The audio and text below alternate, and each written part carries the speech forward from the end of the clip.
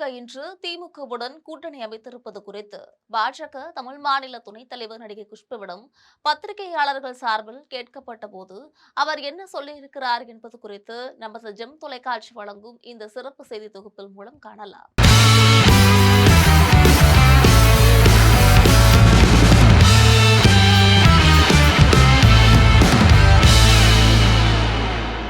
தமிழக சட்டமன்ற தேர்தல் நெருங்கி வரக்கூடிய இந்த வேளையில தமிழகத்தில் 4 முனை போட்டி நிலவி வருகிறது.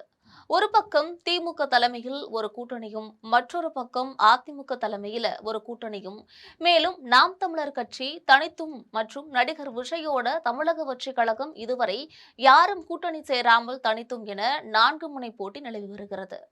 தேமுதிக கட்சி இதுவரை தாங்கள் யாரோட கூட்டணி அமைக்கப் போகிறோம் என்று தெளிவுபடுத்தாத நிலையிலிருந்து வந்துட்டு இருந்தது. இப்படி இருக்கக்கூடிய சூழ்நிலையில தான் இன்றைக்கு திடீரென திமுக தலைவர் ஸ்டாலினை நேரில் சந்தித்து தன்னுடைய ஆதரவை திமுக கூட்டணிக்கு தெரிவிச்சிருக்கிறாங்க பிரேமலதா விஜயகாந்த். பரபரப்பான சூழ்நிலையில தேமுதிக திமுகவுடன் கூட்டணி அமைத்திருக்கிறது. அரசியல் வட்டாரத்துல பெரும் பரபரப்பையும் கிளப்பி இருக்கிறது. பாஜகவில் இடம்பெற்றிருக்கக்கூடிய அதிமுக கூட்டணியில்தான் பிரேமலதா விஜயகாந்த் சேருவார் என்று எதிர்பார்க்கப்பட்ட நிலையில தற்பொழுது திமுகவில் அவங்க இணைஞ்சது குறித்து பாஜகவின் மாநில துணைத் தலைவர் குஷ்பு கிட்ட நிருபர்கள் கேட்ட கேள்விக்கு அவங்க என்ன பதில் சொல்லியிருக்காங்கன்னா, கேப்டன் விஜயகாந்த் தன்னுடைய வாழ்நாள்ல அறிவாலயத்தின் வாசலை கூட மிதிக்காதவர்.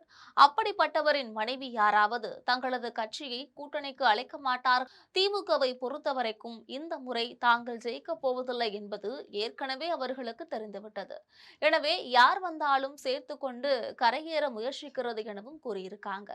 அது மட்டும் இல்ல, தமிழ்நாட்டு மக்கள் இந்த முறை தெளிவாக இருக்கிறாங்க அப்படின்னும் குறிப்பிட்டிருக்காங்க. மேலும் இந்த முறை அதிமுக பாஜக கூட்டணி அலையில் சிக்கி திமுக காணாமல் போக போவது உறுதி என்றும் சொல்லியிருக்காங்க. அந்த கூட்டணியில் இடம்பெற்றிருக்கக்கூடிய காங்கிரஸ் கட்சி வெளியே போய்விட்டால் என்ன செய்வது என்ற தவிப்பில் தேமுதிகவையும் இழுத்து போட்டுள்ளதாகவும் குஷ்பு சொல்லியிருக்காங்க. காங்கிரசுக்கு சூடு சொரணை மானம் இருந்தால் திமுக கூட்டணியை விட்டு எப்போதோ வெளியேறி இருக்க வேண்டும். ஆனால் அவர்களுக்கு அது ஒன்றும் கிடையாது.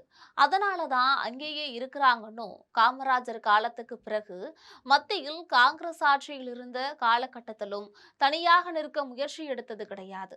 கரைந்து போன அந்த கட்சி இனி எந்த காலத்திலும் தமிழகத்தில் கரையேற போவதில்லை அப்படின்னு சொல்லியிருக்காங்க. எது எப்படியோ தேமுதிகவின் இந்த நிலைப்பாடு வெளியாகிவிட்டது.